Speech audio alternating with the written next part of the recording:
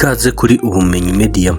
Tubandanye twiga ibijanye n'amasoko ya leta, ariko ico bidusaba nuko tuja kuri YouTube turondere urubuga Ubumenyi Media, tugire sabone, dufyonde n'agakengeri kaza kugira ngo bitworohere kwama tumenyeshwa igihe cyose iyi nyigisho igiyeko. Kaze twige kandi turonke ubumenyi tubukoreshe kandi butugirira akamaro. Kaze. Le dossier d'appel d'offres fixe le nombre, la nature et l'importance de l'eau, ainsi que les conditions imposées aux conditions pour souscrire à un plusieurs lots, ainsi que les modalités de réattribution. Bivuga iki? Ndashobora kuba nkavuga ati lo zitatu, fourniture du matériel de bureau, produits d'hygiène, les imprimés, muravyumva, nkavuga ati muremerewe umusumisiyonere umwe aremerewe gusumisiona kuri byose ku maro yose, cyangwa nkavuga ati ntawemerewe kujya odolado delo. Vous comprenez? Nta bivuga utavuze mu dossier d'appel d'offres icyo kuvuruga, donc bacha basumisiona kuri byose cyangwa nkavuga nti naho mwemerewe gusumisiona kuri lo zose ntawemerewe kuba attributaire sur plus d'un lot. Vous comprenez?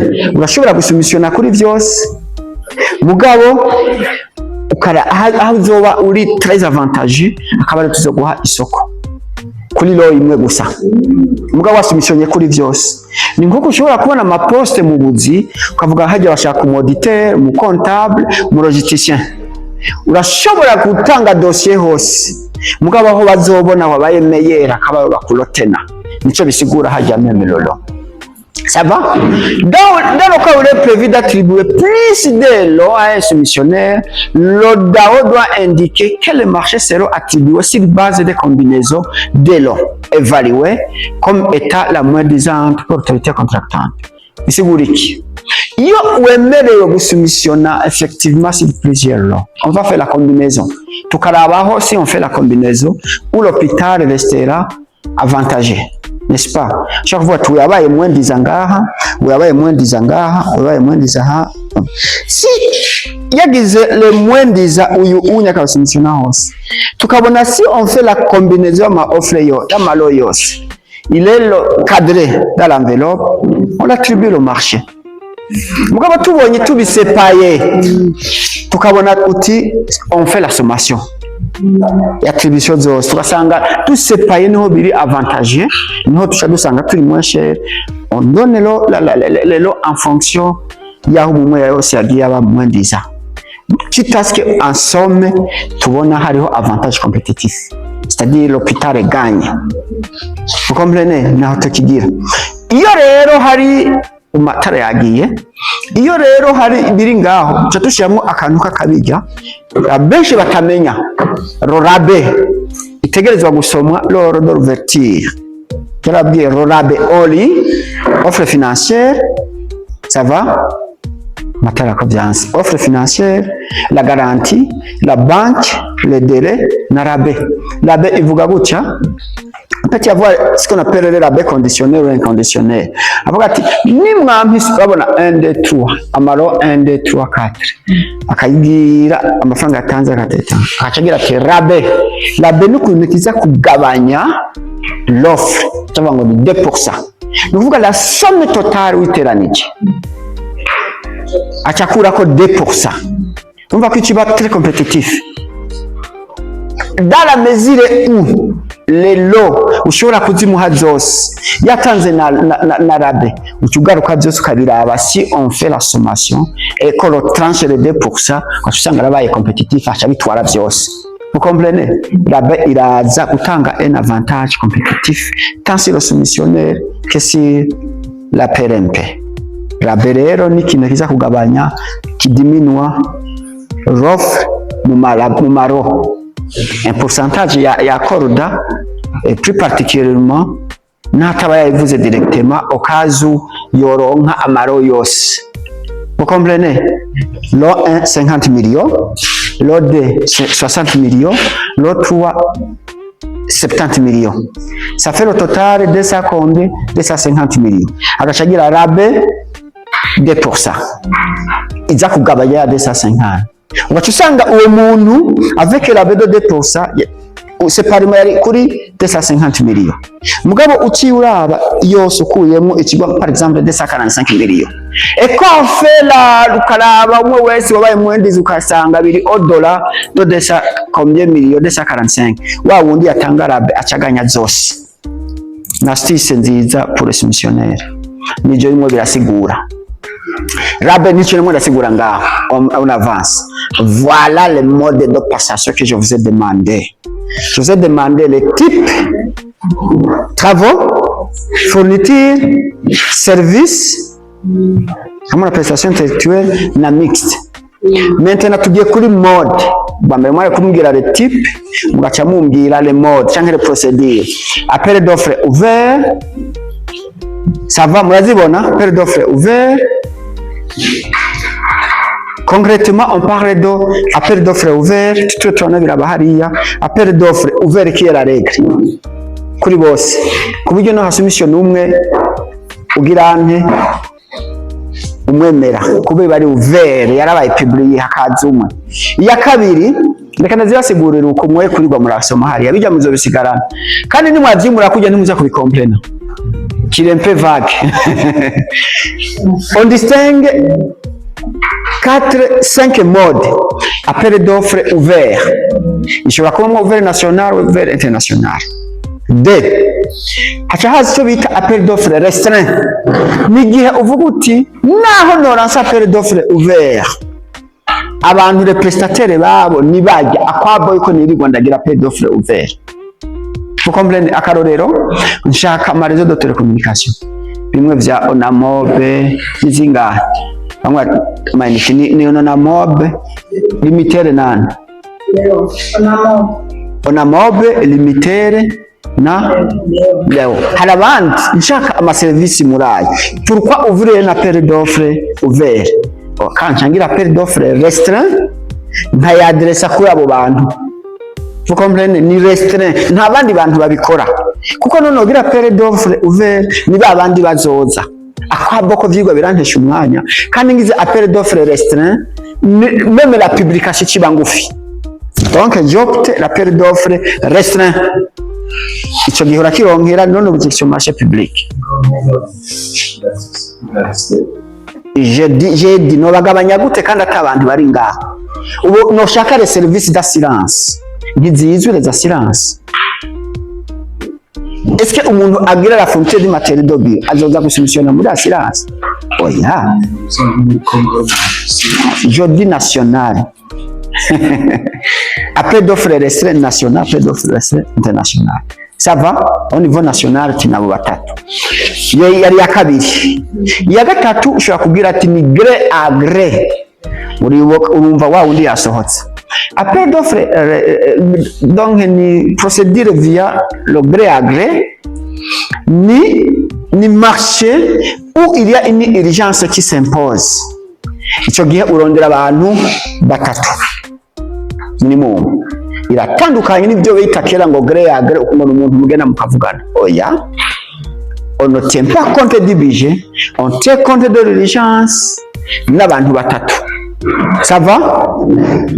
Ouvert, restreint, gré à gré, yakane, ni urgence qu'on appelle une urgence impérieuse, entente directe. Ibarabara rya Bugarama iratotse.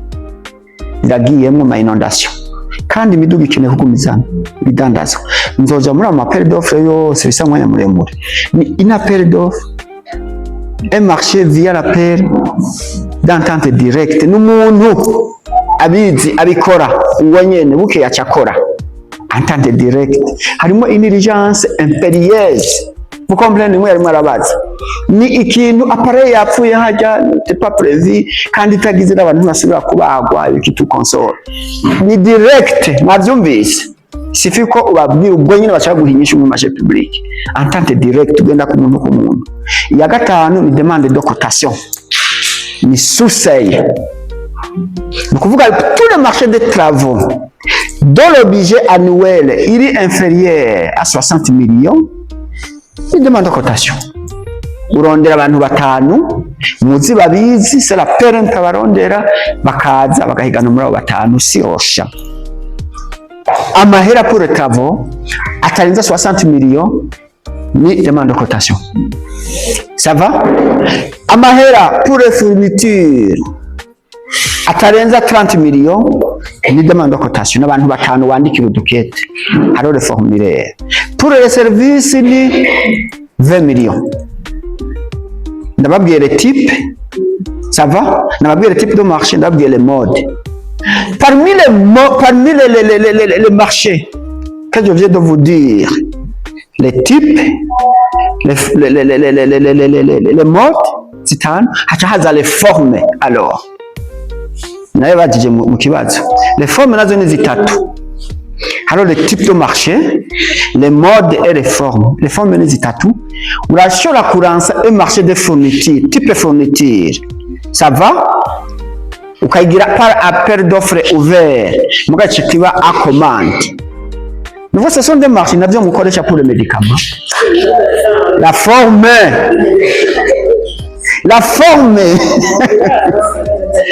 Je répète, les types de marché. Ça va? Ça va? Les types ça va? Travaux, fournitures, services mixtes.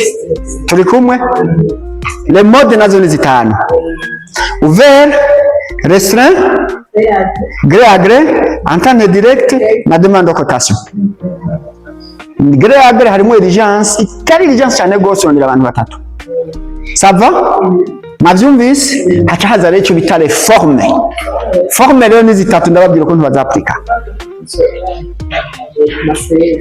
Ok, les demandes de cotation d'application pour les marchés de type fourniture, 30 millions, mais de 30 millions, pour les marchés de type travaux, mais de 60 millions, et pour les services, 20 millions. C'est les types, les modes, les formes alors.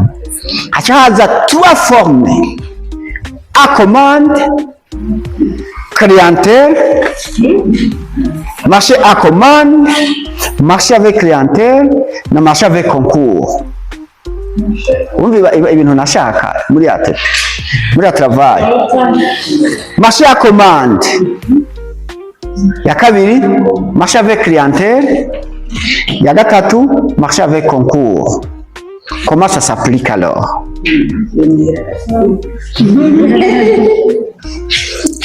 Les catégories sont les types de marché mwazimenye, les modes mwazimenye et les formes mwazimenye. Formes nizo mucha muzimenye wenyene ni commande, clientèle na concours. Ça va? On peut alors lancer un marché de type fourniture, c'est bien. Tukayikoresha mode appel d'offres ouvert. Ça va? Turi kumwe? On peut lancer un marché de type fourniture. Tukayilancer via le mode appel d'offres ouvert. Mugabo la livraison ikaba à commande. C'est ça la forme. Le marché à commande, de forme à commande, est applicable pour le marché de type fourniture. Notez bien, les marchés à commande sont applicables pour les marchés de type fourniture. Nama marché, tabisigure bituma ita commande, nama marché uguma ukenera amaproduit uguma ukenera soit kubera udafise aho yabika nk'imiti ntuyakomandira rimwe cyangwa kubera zishobora kuba perime, icyo gihe urondera uwaganyije iyo soko à chaque fois de besoin akazarabizana uko bumuhamagaye. We meta le bon de commande parce qu'il a déjà gagné le marché. Mwachumvise ni marché de type fourniture. Umuntu aba yabaye ouvert cyangwa pa restreint numbaze wakoresheje un des modes. Mugabo la livraison ni à chaque fois de besoin, ni par commande. Selon la quantité ukeneye. Mwavyumvise? Ça c'est applicable pour les marchés de type fourniture.